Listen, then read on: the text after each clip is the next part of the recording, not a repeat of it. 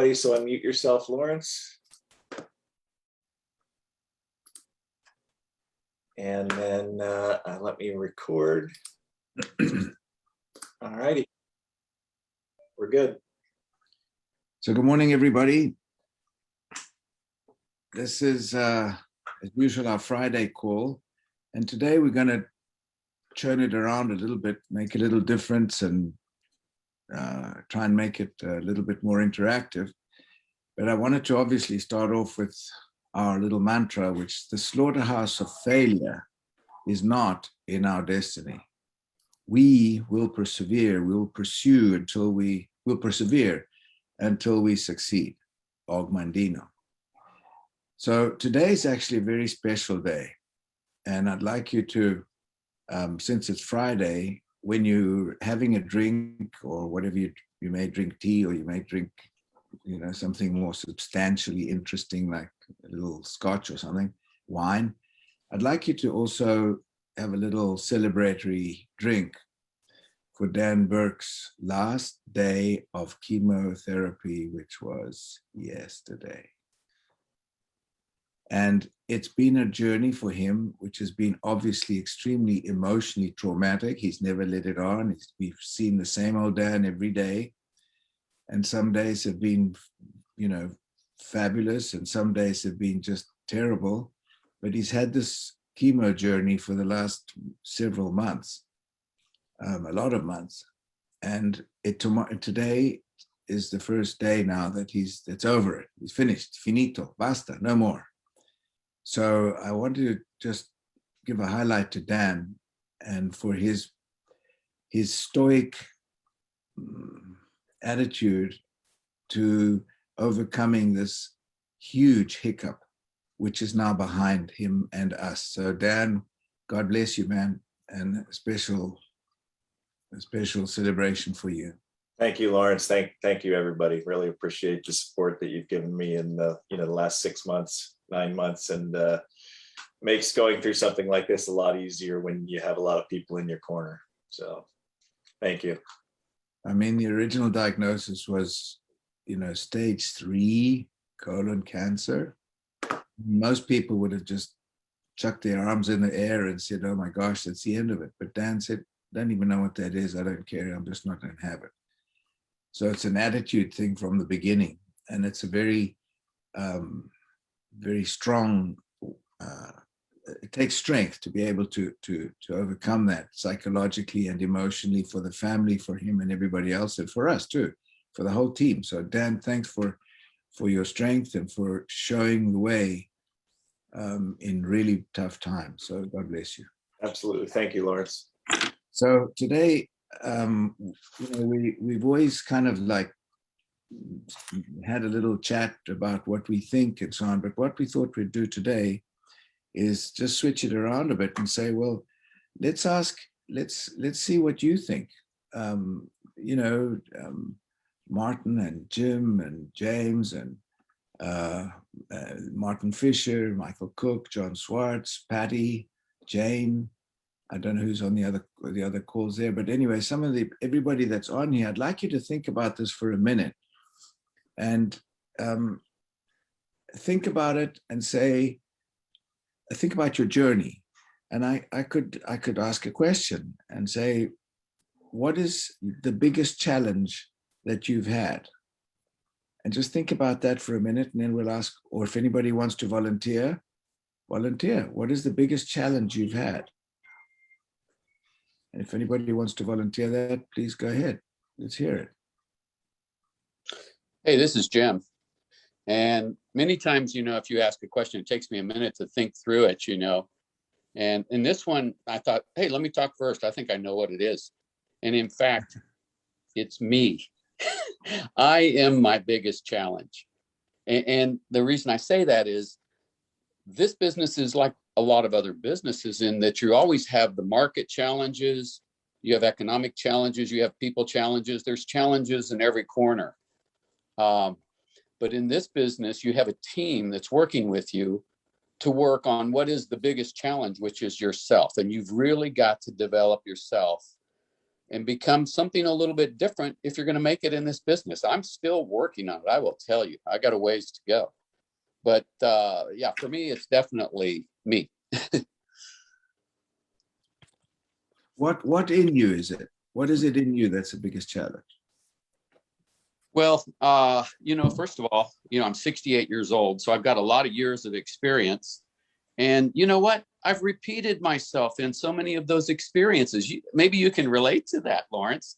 But how many times have you really been forced to take a really honest look at yourself and say, gee, could I have done that a little different? Or, my interactions with those, was I defending myself more than trying to learn?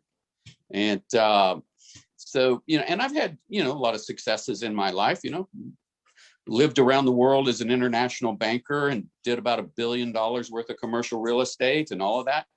But I'm telling you, this is the chapter where I'm learning more than I think I've ever. I learned functional things. I learned how to, accounting, finance, real estate, all of that.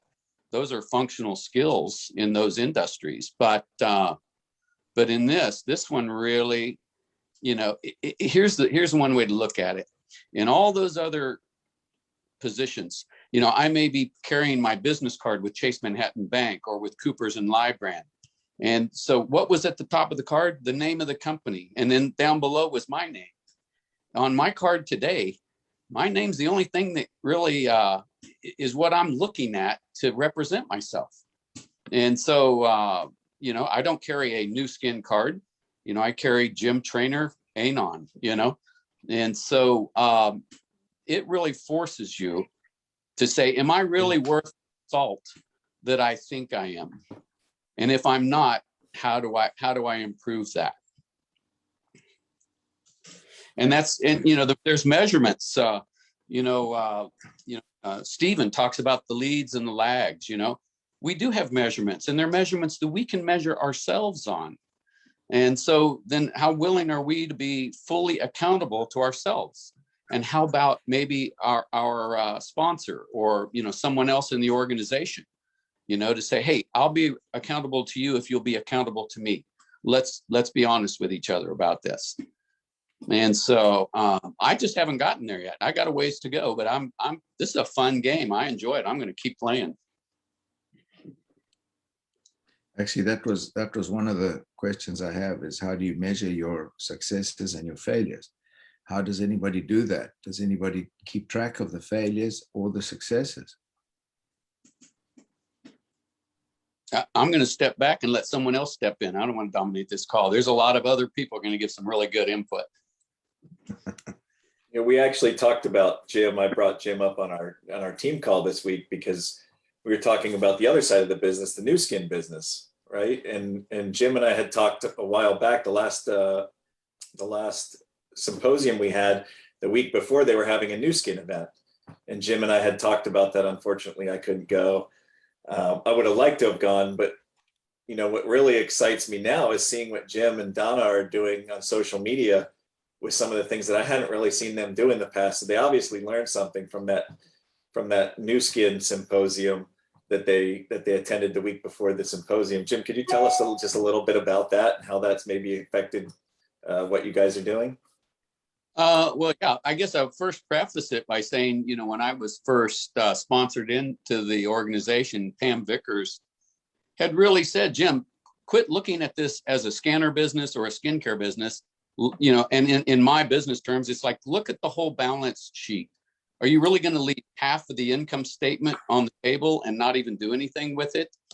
But I'm like probably many people on this call, I'm driven by what the scanner and the associated nutritional program can do for people.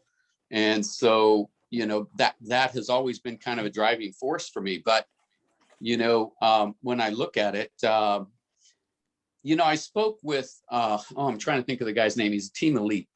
And Mark, Lawrence, you may remember his name, but it'll come to me in a minute. But, his driving force is to coach women so that they'll be successful with their lives. And, there's so many gratifying and worthwhile things to do in life. One is certainly to help someone like you, Dan, with your health, God, what a great thing to do. But what if you took a woman that has 2 kids and maybe she only has a high school degree, and you can literally guide and mentor her with tools that we have in our toolbox to help her believe enough in herself that she truly just becomes this amazing producer. And that's got to be as rewarding as anything. And there's just so much of that goes on in that other area. And so there's a lot of craziness that goes on with it. I was in the auditorium with, probably 100 women, and I was one of 2 or 3 guys. And so there was a lot of girly stuff going on, but you know what? These women are serious about what they're doing. And they had Joe Chang come in. They had Kiesel come in. They had Tanner Gibb come in and addressed every one of them. I mean, our top executives, they look at these people as respectfully as they do us in that HCA group. And so that was a little bit inspiring to me. It's like, hey, man, both sides of this are as important as anything. And then when it gets down to building a business, I think the scanner business is a real sticky business. The top execs have said that. They know it's a sticky business, which means you get a lot of subscriptions and people stay on those subscriptions. And, something Scott said the other day, what is it? 89% of his income comes from subscriptions. And so we need to look at all those little business aspects of this and build a business, because the one who makes the most money is the one that has helped the most people. That's an absolute in this business, in my estimation. So that's a way to measure your success, right? For that team elite that you're talking about, his measurement of success is how many women that he's helping get in this business and be successful.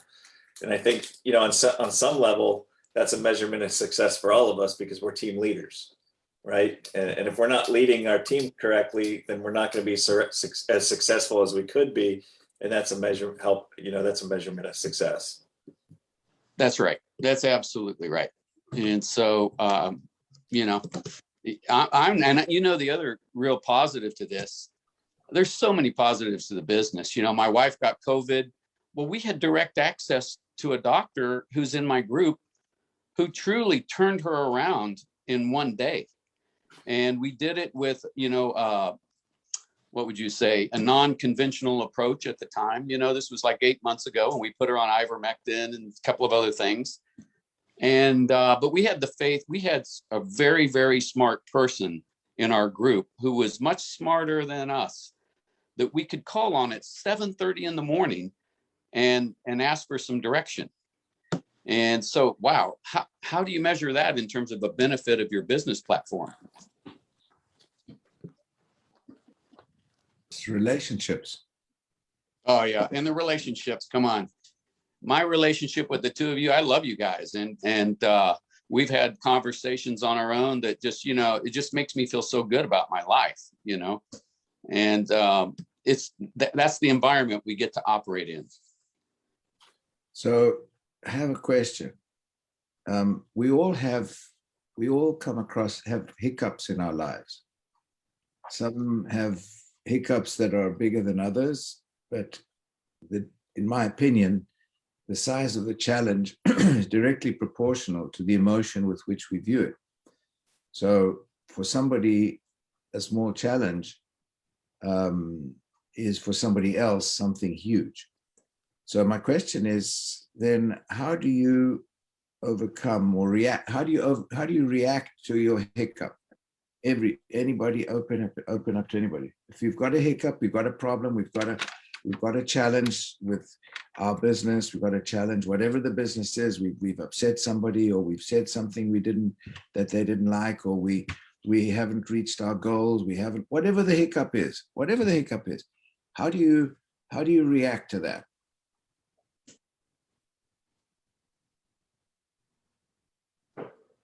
Not everybody at once now. I'm sitting back on this one. I want somebody else to talk. Martin, where are you, my friend?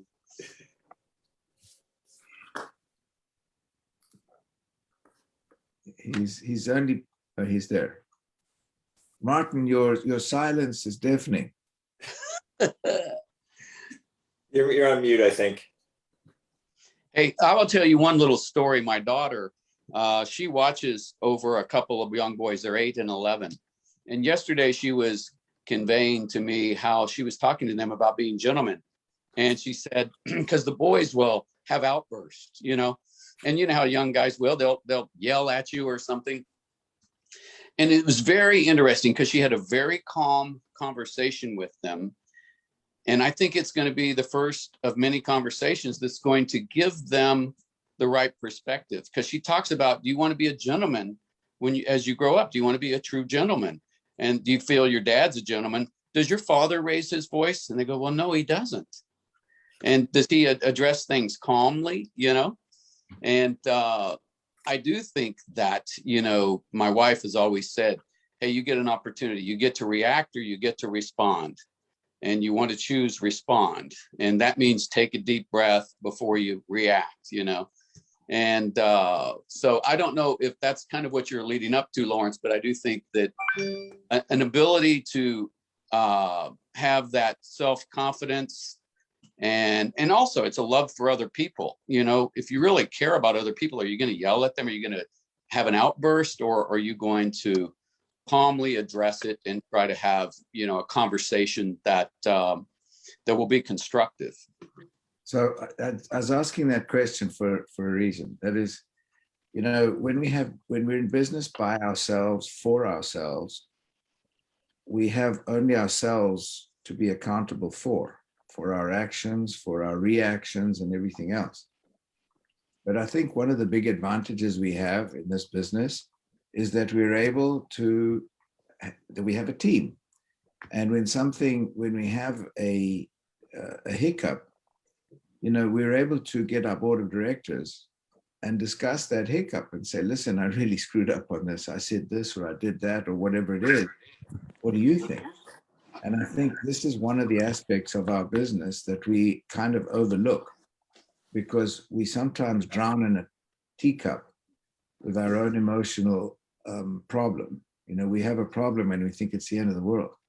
But if we actually look at it from a bird's eye view, and we ask our team and our board of directors, and we get the ego out the way, and we can all chat about a particular issue, we can get a much more objective view of what we did right or we did wrong, or how we should react or we shouldn't react.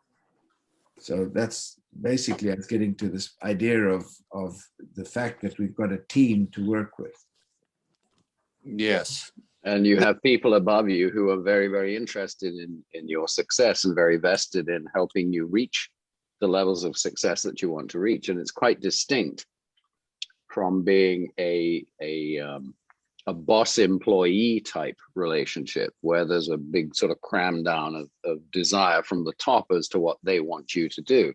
And yes, they certainly want you to achieve, but it's not like somebody's standing over you with a bullwhip or the sword of Damocles and threatening you in the way you make your living or anything else. It's much more of a collaborative. It's not a boss relationship, it's a leadership relationship, and that's quite distinct.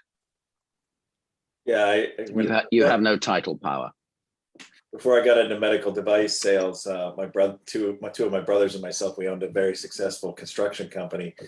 And one of my brothers, who fancies himself as a leader, would always ask for our opinions on things.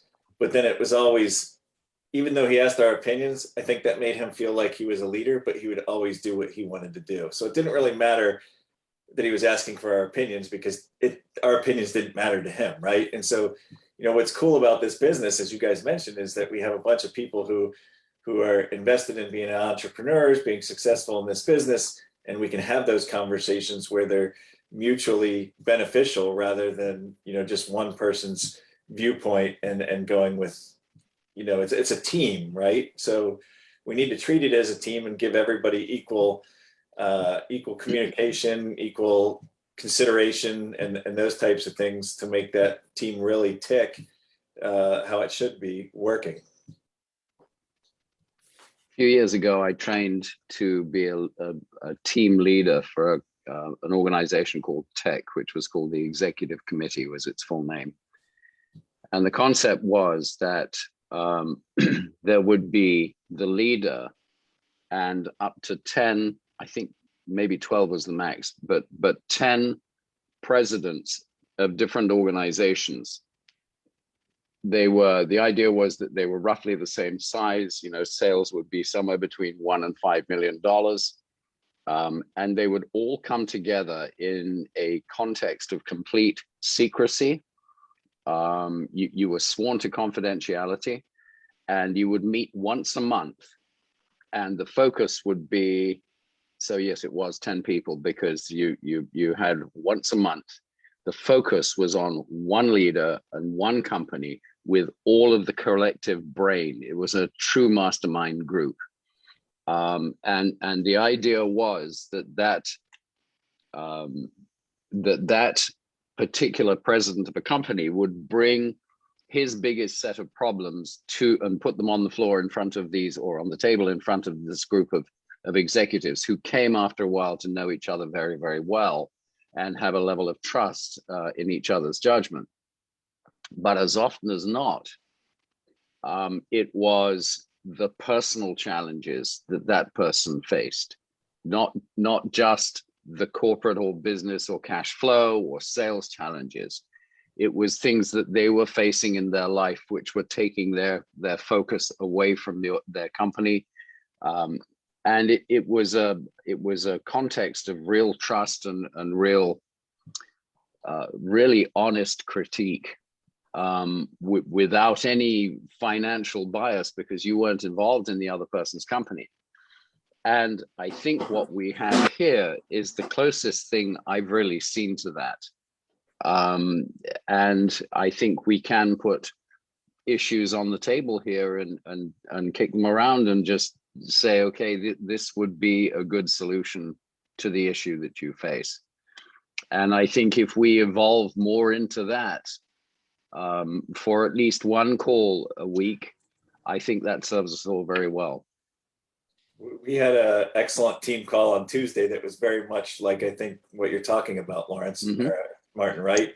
So we talked about some of the issues that could help drive our business from a corporate standpoint, you know, some of the things that needed to be changed to professionalize it a little bit more, like the agenda for the HCA meeting out in Utah. You know, just the verbiage needed to be changed a little bit, and Lawrence took it upon himself to kind of change those things. And I think what he's done is fantastic, but we all had input on what we needed to do there. So, you know, we can all look at each other as mentors. I don't have a single mentor. You know, I look at, you know, a lot of people on this call as being my mentors. You know, we've all been successful in our different professions prior to getting into this business. And so I think we have something to learn from everybody on these calls. And that's what I find unusual about this business, is that, you know, we have some very, very smart people on these calls that have been very, very successful in their professions prior to becoming members of our team. And we can learn something from everybody that are on these calls. Totally agree. I mean, we've all had different life experiences. We've all had different backgrounds, but we share some common values, not the least of which is our desire to be very successful in this business. And certainly I sense in all of you, there's a real sense of service to a cause greater than ourselves. And, you know, for me, it's the passion for getting people to have health in their lives when perhaps they struggled with it for years. So I was just thinking while you're talking, you know, I believe that we have a Rolls Royce with a Ferrari engine, which is this company. We have to learn to drive it.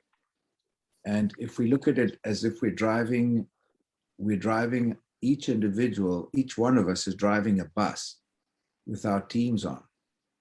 And, you know, we've got to be able to learn to drive, to be excellent drivers. And if we're not driving well, then, you know, that is where we can help each other by becoming more expert drivers of our own buses, of our own teams. And, you know, this is something we can observe, because we were very close, we work closely with people, and we were able to see what our teams are doing.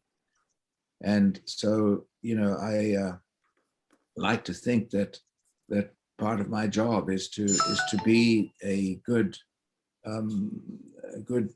observer of the driving of the bus, of the buses of my team, each person driving his own bus, because we have all the tools, we have all the equipment, we have everything we need. We lack nothing, except when Jim first said the first thing in his way was him. That's one of the biggest things we have. We need to get out of our own way sometimes in some of the things we do. And we need to be able to take a good look from above. Like Dan was saying, his brother asked opinions, but never took any advice. And I think this is sometimes something that in my case, my ego would get in the way, and somebody would say, well, I think you should do this. And I'd say, nah, I don't think so. And that's an ego thing. And the ego thing is the biggest friend we've got, but it's also the biggest enemy we've got, because sometimes it blinds us from being objective and being totally, to be able to see what other people can see, because we're only seeing it through our own eyes. And sometimes that could be a challenge. So we've reached 10 o'clock. I don't know if anybody would like to add anything. It was a little different today. I just wanted to get some input. Dan and I wanted to chat a little bit about what you guys think. Anybody got any other observation or anything? Jim Tears, you probably got your spoon in somebody's eye or something. Anybody, anything? Jane? John? Anybody else? Well, this is Jim, and yes, I listened in on these things and learned a lot from you all. And I think that Jim's comment that the main thing that gets in the way is me, and trying to just figure out what the hurdle is. I know that if I sit down and do my actions and just do something, that it makes progress. But I'm dealing with making cold calls, which is something that I'm not used to. So even though I talk to people all day. Okay. Well, so that's something you've, as Nike says, just do it.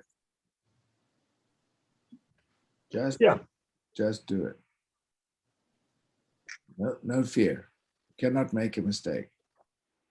It's interesting, Jim. If I'm making cold calls, we have this perception of ourselves, right? And if I'm making cold calls, I'm trying to talk to people about health, and I'm a business guy. So I feel like I have a little bit of an uphill battle from the start, just in terms of credibility. But if you're on this call and you're a healthcare professional, I think you can talk to anybody with the highest level of confidence, because you are fully scientifically trained. You have more clinical experience than anyone. You've seen it all, and you know what works. And so it's just, you could speak to anyone with the highest level of confidence for those two reasons alone. And if they will sense that confidence, and that will set the whole conversation. And so I just would encourage you, Jim, to know that mountain of experience and knowledge you have that's sitting right underneath you, and just start digging in that mountain, because you've got everything it takes. Absolutely. Yeah, I think one of the things for me, when I was in medical device sales, was, the physicians always knew more about orthopedics than I knew about orthopedics. They had been trained for, 4 years in medical school, 4 or 5 years in orthopedics. I mean, although my I had a vast knowledge of orthopedics, they could always say something that was going to trip me up that I didn't have an answer to. One of the interesting things about this business for me is that we know a lot of physicians aren't trained in nutrition and then the importance of nutrition. And so if you've done your homework, we actually have a little bit more knowledge in that space than most physicians do. So we can talk about it a little bit more professionally than what we might otherwise be able to do. And they're going to have very few comebacks because they don't really have a lot of education in nutrition and whereas we do, and we have the scanner and we can talk to that and the products that we have. And Actually, hopefully we can bring a little bit of business wisdom to this table as well, because I remember a number of years ago, I was on the board of a not-for-profit. It was a home for abused and neglected children. And I watched how the traditional people from that not-for-profit background operated and behaved and talked to the people who brought children to the shelter. And I realized that they were not their best friends in terms of developing the business of that organization. And when I took businessmen's skills in and became president of the organization, it completely transformed it. And I think we have the opportunity, and I have enormous respect, the utmost respect for the knowledge, the body of knowledge that doctors accumulate during their education and during their practice. But they, for the most part, don't have the business background. They're not trained in business. And any of us with a little bit of gray hair, and many of us on this call have the ability to bring some wisdom, hopefully, and some maturity and some business judgment to that table. actually, I've often said we are the financial doctor for the doctor. Yeah, well said. And one quick thing, think about it. A doctor studies, gets his degree, and then he does his internship and what have you, and he goes straight into practice. So he's got really no street smarts. So, they've never been taught many of the things that we've had to learn through the knocks of life, because they're stuck in their office or their clinics from the first get-go. And so, we can be, if we actually choose to do it right, we can be a breath of fresh air for the doctor, because we can enlighten him or her on things that he's never or she's never really known, never thought about, never been trained on. And nutrition is one of them, but their own personal existences too, their discipline of quality time with their families and the wheel of life and just street smart stuff that we all have learned. We can often help doctors. I mean, I used to have a lunch with my cardiologist about every 3 or 4, once a month. I did have a lunch with him, and he would pick my brains about all kinds of stuff. And he was my cardiologist. He knew a hell of a lot about that than I did, but he was always picking my brains about stuff. So yeah, we can be instrumental in helping a lot of people, even though they are more educated in their fields than we are. That's where the heavy lift comes in, because what you're referring to there, all of you guys, is, you have people have these functional skills in science, and you have these people have these functional skills in business. And it's incumbent upon us to learn from every one of these calls, especially even like the Wednesday calls. How do I, coming from where I am and who I am, how do I best bridge that gap of communication to effectively influence an individual on something I think I can help them with, whether it's their business or helping others get healthy. And that's where I think these calls come in so handy, and the mentorship that comes from you guys in terms of helping us communicate to others so that we can effectively get them to take the right action. Good job. Thank you. All right. Thanks, Jim. Thanks, Martin. Dan, God bless you. Thank you. God bless everybody. Thanks for your input, everybody. And we look forward to seeing you on Monday. If anybody else has got anything you want to say, by all means. All right. So thanks, everybody, for being on the call. Have a great weekend. Have a good weekend. Yeah, great weekend. Thanks, everyone. Cheers. Same for you all. Bye-bye. Bye-bye now. Thank you all. I'll just go do it. There you go. Thanks.